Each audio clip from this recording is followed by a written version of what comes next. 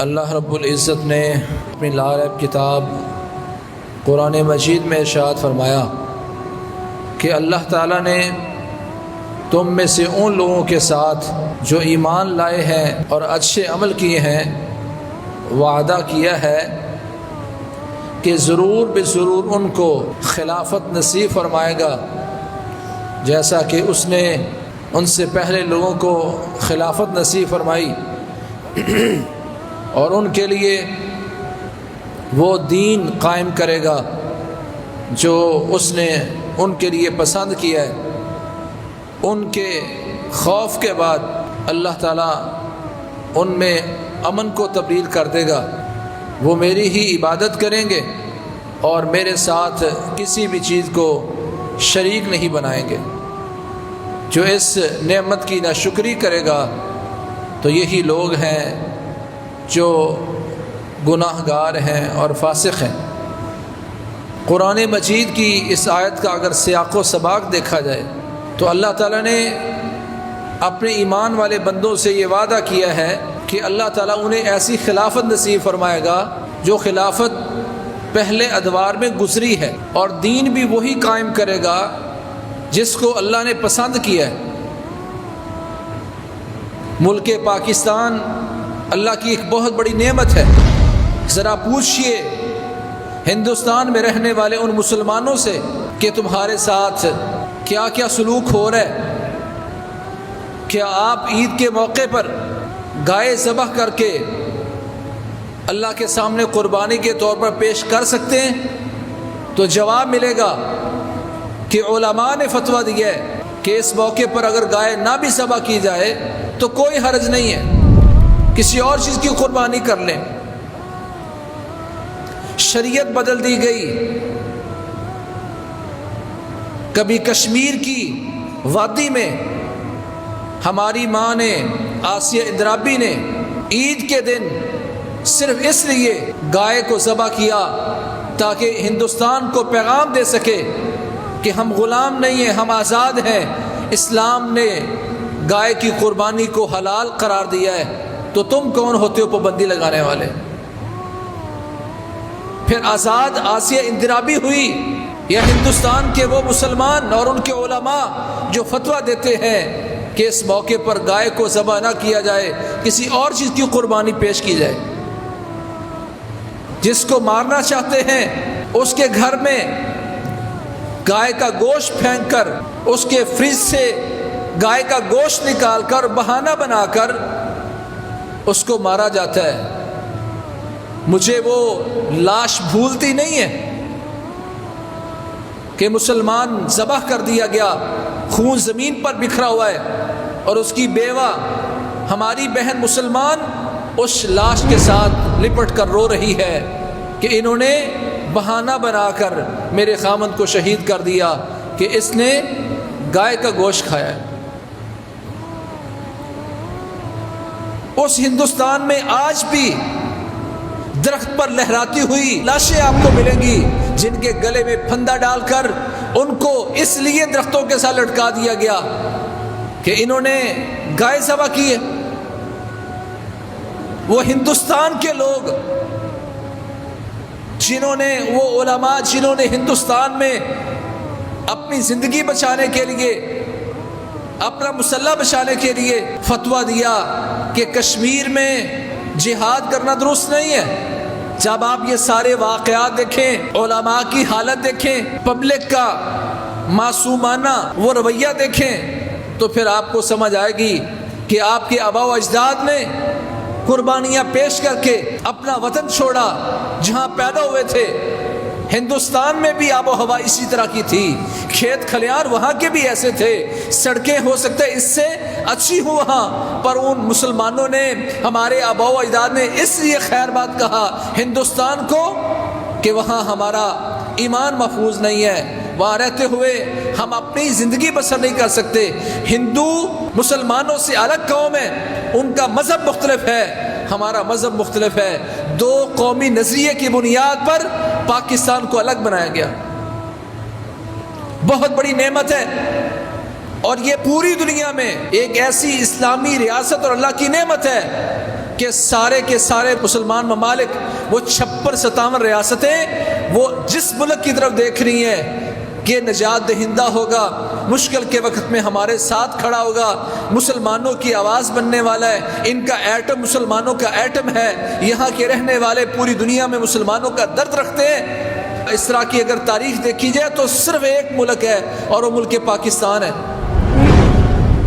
جس کی بنیاد کلمہ لا الہ الا اللہ کی بنیاد پر ہے۔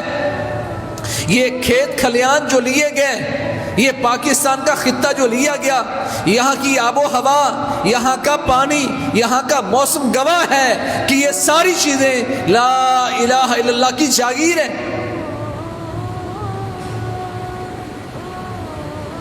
وہ معصوم بچے جو ہاتھوں میں جھنڈیاں لے کر گلی محلوں میں، دیہاتوں میں ایک نعرہ لگایا کرتے تھے، پاکستان کا مطلب کیا؟ لا الہ الا اللہ۔ آج مسلمان امت سے یہ نعرہ بھی چھین لیا گیا۔ آج آزادیاں منانے کے بہانے سے فضول خرچی کی جاتی ہے۔ لاابالی طبیعت کے لوگ تجدید عہد کی بجائے موٹر سائیکلیں دوڑا کر، ان کے سائلنسر نکال کر، ڈھول ڈھبکے کے ساتھ، ڈیک لگا کر، میوزک کے ساتھ آزادیاں منا رہے ہیں، حالانکہ تمہارے آباء و اجداد نے تمہیں آزادی کا مقصد سکھایا تھا کہ پاکستان کا مطلب کیا؟ لا الہ الا اللہ۔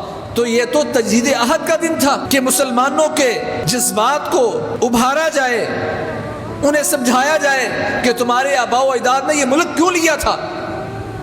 ہم جشن منا رہے ہیں، کوئی حرج نہیں ہے، آزادی کی خوشی منانی چاہیے۔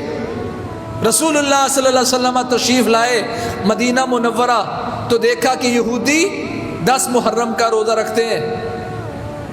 پوچھا کیوں روزہ رکھتے ہو؟ تو انہوں نے کہا ھذا یوم نجی اللہ فیہ موسیٰ وقومہ من فرعون، کہا اس دن کی خوشی منا رہے ہیں، 10 محرم کا روزہ رکھا ہوا ہے، اور اس لیے روزہ رکھا ہوا ہے کہ یہ خوشی کا دن ہے، اس میں اللہ کریم نے موسیٰ اور اس کی قوم کو فرعون سے نجات دی تھی، اس خوشی میں ہم یہ روزہ رکھ رہے ہیں، اس آزادی کی خوشی میں۔ پیارے پیغمبر محمد کریم صلی اللہ علیہ وسلم نے فرمایا نحن احق بموسیٰ منکم، ہم موسیٰ کے تم سے زیادہ حقدار ہیں، موسیٰ ہمارا زیادہ قریبی ہے تم سے، سو تم روزہ رکھتے ہو تو ہم بھی اس دن کا روزہ رکھیں گے۔ وجہ بتائی انہوں نے کہ ہم اس دن کا روزہ اس لیے رکھتے ہیں کہ موسیٰ علیہ السلام نے روزہ رکھا، اور اس لیے رکھا کہ اللہ تعالیٰ نے اس دن موسیٰ اور اس کی قوم کو نجات دی تھی۔ آپ کے آباء و اجداد کو 14 اگست کو نجات ملی تھی، تو آپ خوشی کیسے مناتے ہیں؟ عبادت کر کے، شکرانے کے نفل پڑھ کے، تجدید عہد کر کے؟ یہ سب کچھ نہیں ہے، اور نہ ہونے کی وجہ مسلمان نے، پاکستانی نے سمجھ لیا کہ وہ آزاد ہو گیا ہے۔ بظاہر وہ آزاد ہے، کہنے کو وہ آزاد ہے، لوگوں میں 14 اگست کو یوم آزادی کے نام سے منانے میں یہ مسلمان اپنے آپ کو ثابت کر رہا ہے کہ میں آزاد ہوں۔ در حقیقت آج بھی مسلمان غلام ہے۔ پاکستان ابھی تک مکمل آزاد نہیں ہے، تکمیل پاکستان ابھی باقی ہے۔ وہ کشمیر کا خطہ جو پاکستان کا حصہ ہے، اور بابا قوم نے کہا تھا کشمیر پاکستان کی شارگ ہے، پاکستان کی شارگ آج کافر کے ہاتھ میں ہے، ہندو کے ہاتھ میں ہے، اور مسلمان خوشیاں منا رہا ہے کہ ہم آزاد ہو گئے۔ جوناگڑھ کے مسلمان، مناوادر کے مسلمان، حیدرآباد دکن کے مسلمان، وہ پاکستان کے ساتھ ملنا چاہتے تھے، زبردستی فوج کشی کر کے ان کو دوبارہ وہاں مغلوب بنا دیا گیا۔ وہ خطے تمہارے تھے، ابھی تک ملے نہیں ہیں، آزادی ادھوری ہے، تکمیل پاکستان نامکمل ہے۔ بحیثیت مسلمان یہ خوشی منانے والا اس اعتبار سے تو خوش ہے کہ ہم ہندوؤں کے چنگل سے نکل آئے، کبھی ہندو تکلیفیں دیتے تھے، تو کبھی سکھ مارتے تھے، تو کبھی انگریز مسلمانوں کو نشانہ بناتے تھے۔ اللہ تعالیٰ نے آزادی دی، اپنے ملک میں آ کر ہم سہولت میں، اس میں کوئی شک نہیں ہے، یہ خوشی کی چیز ہے۔ مگر دیکھنا ہے کہ آزادی کا دن منانے والا مسلمان کیا آزاد بھی ہے؟ کیا اس کا چہرہ آزاد ہے؟ کیا اس کی تہذیب آزاد ہے؟ کیا اس کی تعلیم آزاد ہے؟ کیا اس کی عدالتیں آزاد ہیں؟ کیا اس کا چہرہ آزاد ہے؟ کیا اس کی بہن بیٹیاں گھر میں آزاد ہیں؟ کہاں سے بات شروع کریں؟ مسلمان جو آزادی منانے والا مسلمان ہے، کبھی آئینے کے سامنے کھڑا ہو کر دیکھے تو آئینہ سچائی بولے گا کہ اے مسلمان، اے خوشی منانے والے مسلمان، تو ابھی آزاد نہیں ہے۔ وہ سفید چمڑی والا انگریز چلا گیا پاکستان سے، متحدہ ہندوستان سے، پر جاتے ہوئے اپنی غلامی کے اثار تیرے چہرے پر چھوڑ کے گیا ہے۔ تیرا چہرہ آج بھی غلاموں والا ہے، تیرے چہرے پر آزادی نظر نہیں آ رہی۔ تیری ماں، بہن، بیٹی جو ننگے منہ، ہاں بازو پہن کر، ٹخنے سے اوپر شلوار کر کے، اپنے اعضاء کو نمایاں کر کے وہ بازاروں میں نکلنے والی تیری بہن بیٹی بھی ابھی آزاد نہیں ہے، وہ کافروں کے کلچر میں پھنسی ہوئی ہے۔ اپنے مہینوں کو، سالوں کو گزارنے کا انداز دیکھ لو تو بھی مسلمانوں کا نہیں ہے۔ جنوری فروری سے ہمارا سال شروع ہوتا ہے، تاریخیں ہماری اسی کے مطابق چلتی ہیں۔ آزاد قومیں مسلمانوں والی وہ محرم سفر سے کام شروع کرتے ہیں۔ سعودی عرب کو دیکھو، ان کی تاریخیں اسلامی مہینے کے مطابق چلتی ہیں، وہ اس ملک میں چل سکتی ہیں، تو ہمارے لیے کیا ناممکن ہے؟ کیا رؤیت ہلال کمیٹی نہیں ہے؟ کیا اس کے مطابق ایام نہیں گزارے جا سکتے؟ ہمیں تو صرف رمضان کا پتہ چلتا ہے، یہ رمضان کا مہینہ ہے، یہ ذوالحجہ کا مہینہ ہے، اور یہ محرم کا مہینہ ہے۔ شادیاں نہیں کرنی تو یہ سفر کا مہینہ ہے۔ یہ نحوستیں، جہالتیں یہ مسلمانوں میں اس طرح آ گئیں کہ ان کو پورے سال کے مہینوں کے نام بھی نہیں آتے، اور اب کون سے مہینے سے ہم گزر رہے ہیں یہ بھی نہیں پتہ۔ یہ استعمار ہے، یہ غلامی ہے۔ مسلمان کے فون پر گھنٹی بجے گی تو اس کے منہ سے جو الفاظ نکلیں گے وہ غلاموں والے۔ السلام علیکم کہنے کی بجائے ہیلو کہہ کر اپنے فون کا آغاز کرنے والا یہ مسلمان کو ملنے والا ہائے ہیلو کرنے والا مسلمان سوچے کہ کیا وہ آزاد ہے؟ مسلمان کو تو تہذیب بتائی تھی اسلام نے، اذا لقیتہ فسلم علیہ، مسلمان جب تو اپنے مسلمان بھائی سے ملاقات کرے، وہ تیری ملاقات بالمشافہ ہو، آمنے سامنے ہو، یا فون کے ذریعے ہو، یا کسی بھی حالت میں ہو، ملاقات کی شکل میں تو نے اس کو السلام علیکم کہنے، یہ مسلمانوں کی تہذیب تھی۔ کہاں گئی یہ تہذیب؟ آج یہ ہائے بے کہنے والا مسلمان وہ سمجھتا ہے میں بڑا آزاد ہوں، کوئی اس پر احسان کرتا ہے تو اس کو تھینک یو کہہ کر ثابت کرتا ہے میں پڑھا لکھا ہوں۔ تو پڑھا لکھا نہیں ہے، تیری زبان پر، تیرے ذہن میں آج بھی غلامی کے آثار ہیں۔ اسلام نے بتایا تھا جب تم پر کوئی احسان کرے تو اس کو بدلہ دو، اور اگر بدلہ نہیں دے سکے تو جس کو جزاک اللہ خیر کہہ دیا فقط ابلغ فی الثناء، تو اس نے اپنے بھائی کا شکریہ ادا کرنے میں حد کر دی۔ اسلام نے تو بتایا تھا تو نے جزاک اللہ خیرن کہنا ہے۔ میں کہتا ہوں نہیں، یہ پرانے دور کی بات ہے، یہ تو مولوی چندہ لے کر جزاک اللہ خیرن کہتا ہے، میں تو پڑھا لکھا۔ تھینک یو کہہ کر کیا تم ثابت کر رہے ہو اپنے آپ کو؟ دوسروں کی زبان بولنا حرج کوئی نہیں، پیارے پیغمبر محمد کریم صلی اللہ علیہ وسلم سے کچھ الفاظ ثابت ہیں جو آپ نے جان بوجھ کر دوسری زبانوں کے بولے ہیں، یہ کہنے کے لیے، یہ ثابت کرنے کے لیے کوئی حرج نہیں ہے کسی اور زبان کا لفظ استعمال ہو جائے، مگر جب تم اس کو اس سوچ کے ساتھ کہ یہ لفظ اسلام کے لفظ سے بہتر ہے، یہ ایسا بولنا اسلامی تہذیب سے بہتر ہے، تو سوائے غلامی کے کچھ اور نہیں ہے۔ اپنا چہرہ دیکھو تو چہرہ غلاموں جیسا، اللہ کی قسم ہمارے آبا و اجداد نے اپنی آنکھوں سے دیکھا کہ پورے محلے میں اگر کوئی بندہ داڑھی مونڈ کے آ جاتا تو وہ سارا ٹائم اپنا منہ چھپائے پھرتا تھا۔ آج تو داڑھی منڈانے کے بعد فخر کیا جاتا ہے، بیوی بھی کہتی ہے اب تیرا چہرہ نکھر گیا ہے۔ بیوی بھی غلام پسند اور غلامی پسند، اور یہ مسلمان چہرے پر غلامی کے آثار کو پسند کرنے والا، ایک طرف محمد کریم صلی اللہ علیہ وسلم کا داڑھی سے مزین چہرہ ہے، دوسری طرف یہودی و عیسائیوں کی تہذیب ہے۔ آج مسلمانوں کو دونوں میں سے کس سے پیار ہے؟ المرء علی دین خلیلہ فلینظر ممن یخالل، فرمایا ہر بندہ اپنے محبوب کے دین پر ہوتا ہے، دیکھ لے اس کی محبتیں کس کے ساتھ ہیں۔ ہر بندہ اپنے محبوب کے دین پر ہوتا ہے۔ المرء علی دین خلیلہ فلینظر ممن یخالل، میں کس کے دین پر ہوں، میری دوستی کس کے ساتھ ہے، میرا چہرہ کس کے موافق ہے، میری تہذیب و تمدن کس کے مطابق ہے۔ رسول اللہ صلی اللہ علیہ وسلم نے ہر چیز رہنمائی کر کے بتائی ہے۔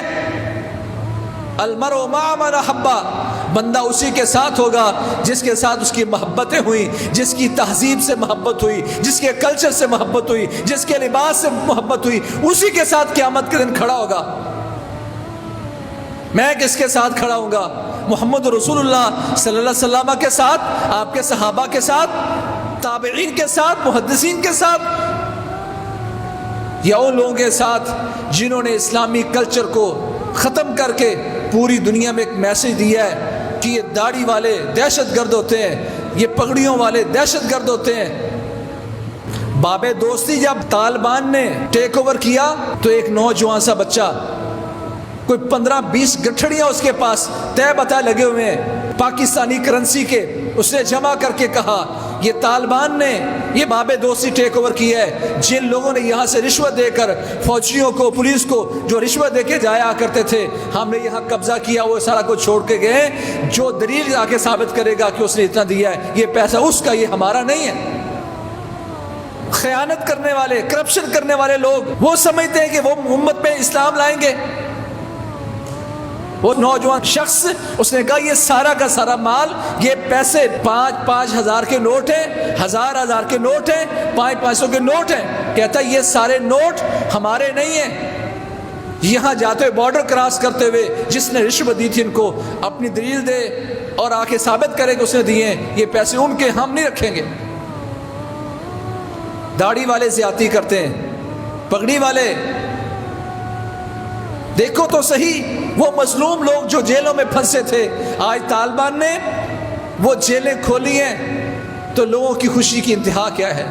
وہ معصوم بچے، اس لیے ان کو قید کر دیا گیا کہ تم اپنی آزادی کی جنگ لڑتے ہو۔ آج مسلمانوں میں کافروں کی تہذیب ہے۔ رسول اللہ صلی اللہ علیہ وسلم نے اپنے صحابی کو دیکھا، عبداللہ بن عمر بن عاص رضی اللہ تعالیٰ عنہ کو، بڑے پیارے صحابی ہیں، رسول اللہ صلی اللہ علیہ وسلم کے سامنے تشریف لائے تو آپ نے جب عبداللہ بن عمر بن عاص کو دیکھا فرمایا اے عبداللہ، جو تو نے لباس پہنا ہوا ہے، زعفرانی رنگ کا لباس، زردہ رنگ کا لباس، یہ جو تو نے پہن رکھا ہے، تیری ماں نے تمہیں حکم دیا کہ تو پہنے، ان هذه من ثياب الكفار فلا تلبسها۔ عبداللہ تو نے کلمہ پڑھا، تو محمدی بن گیا، تو میرا صحابی ہے، اور صحابی بننے کے بعد تیرے جسم پر کافروں کا لباس، یہ رنگ تو کافروں کی تہذیب ہے، اور تو نے کافروں کا لباس پہن رکھا۔ ہم کہتے ہیں کیا فرق پڑے گا؟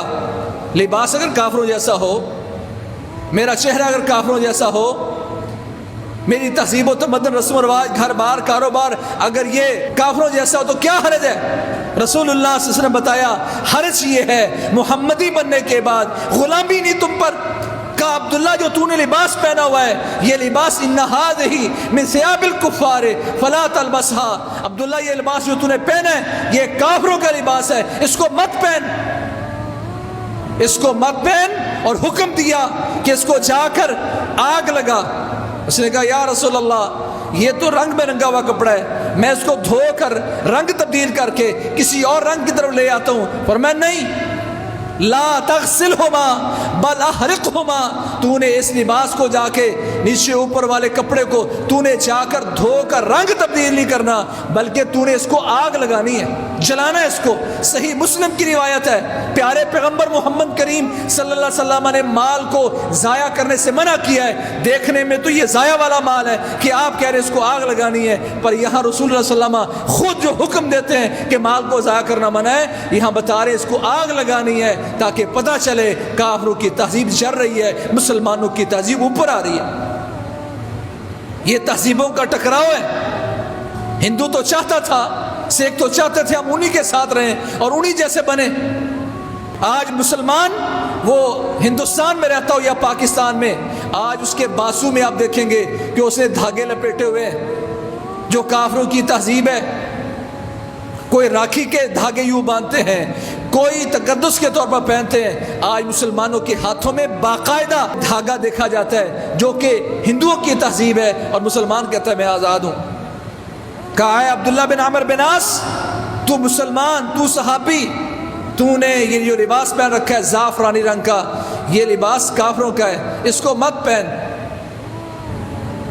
اور حکم دیا کہ اس کو جا کے جلانا ہے. آج مسلمانوں کا نظام تعلیم دیکھیں، اسکول کالج یونیورسٹیوں میں پڑھنے والے طلبہ اور طالبات کیا سیکھتے ہیں؟ دین سیکھتے ہیں، اسلام سیکھتے ہیں، تہذیب سیکھتے ہیں، یا غلامی سیکھتے ہیں؟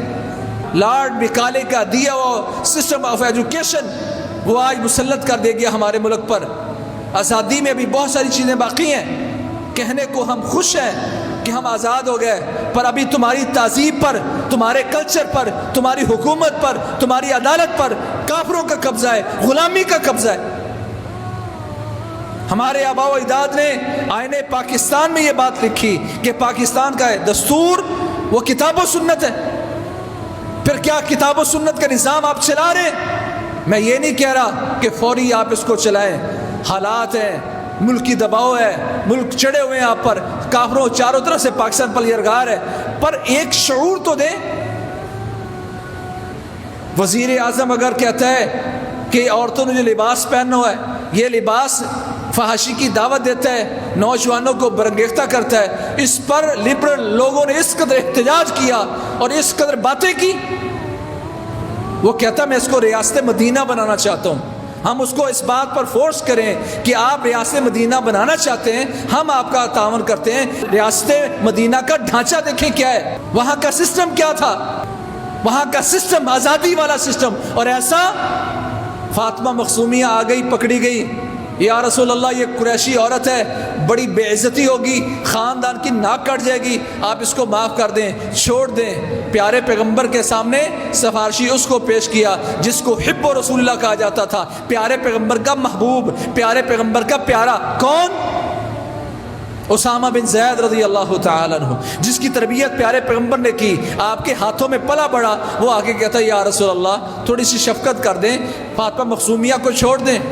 اس وقت محمد کریم صلی اللہ علیہ وسلم نے اس مدینہ کی بات کی اور اس عدالت کی بات کی اور اس ریاست کی بات کی. فرمایا لو ان فاطمہ بنت محمد سرقت لقطعت یدها. تم فاطمہ مخزومیہ کی بات کرتے ہو، اللہ کی قسم فاطمہ بنت محمد، محمد کی بیٹی، رسول اللہ کی بیٹی بھی اگر چوری کرتی تو محمد رسول اللہ اس کا بھی ہاتھ کاٹتا صلی اللہ علیہ وسلم.